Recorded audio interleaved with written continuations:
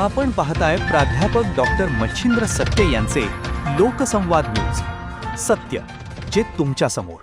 अभिजित दिपकेंचे संभाजीनगरमध्ये तरुणांनी प्रचंड जल्लोषात स्वागत केलं. मात्र या स्वागतानंतर माध्यमांशी बोलताना अभिजित दिपकेंनी केंद्र सरकारला आता फक्त धर्मेंद्र प्रधानांचा राजीनामा घेतलाय, सरकार लाईनवर आलं नाही तर अख्खं सरकार बदलू असा सनसनीत इशारा त्यांनी दिलाय. दिल्लीतील आंदोलनाचे मैदान मारल्यानंतर तब्बल 40 दिवसांनी अभिजित दिपके हे छत्रपती संभाजीनगरमध्ये दाखल झाले.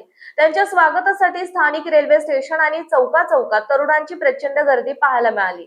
संभाजीनगरमध्ये येताच दिपके यांनी सर्वप्रथम क्रांती चौकातील छत्रपती शिवाजी महाराज यांच्या भव्य पुतळ्याचे दर्शन घेतले. त्यानंतर त्यांनी डॉक्टर बाबासाहेब आंबेडकर मराठवाडा विद्यापीठाच्या प्रवेशद्वाराजवळ जाऊन भारतरत्न डॉक्टर बाबासाहेब आंबेडकरांच्या पुतळ्याला अभिवादन केले.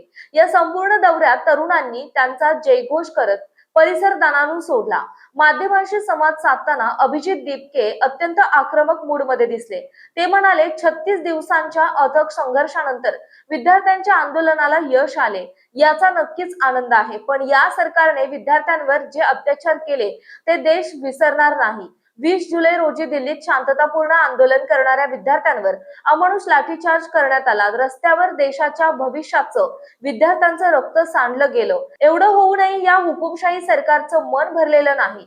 पुढे बोलताना दिपके यांनी पोलिसांकडून होणाऱ्या त्रासावर तीव्र आक्षेप घेतला.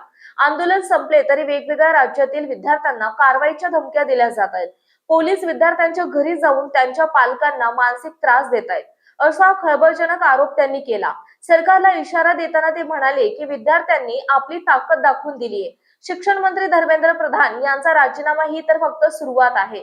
जर सरकारने आपली वागणूक सुधारली नाही आणि ते लाईनवर आले नाहीत तर हेच विद्यार्थी उद्या देशातलं सरकार बदलल्याशिवाय राहणार नाहीत.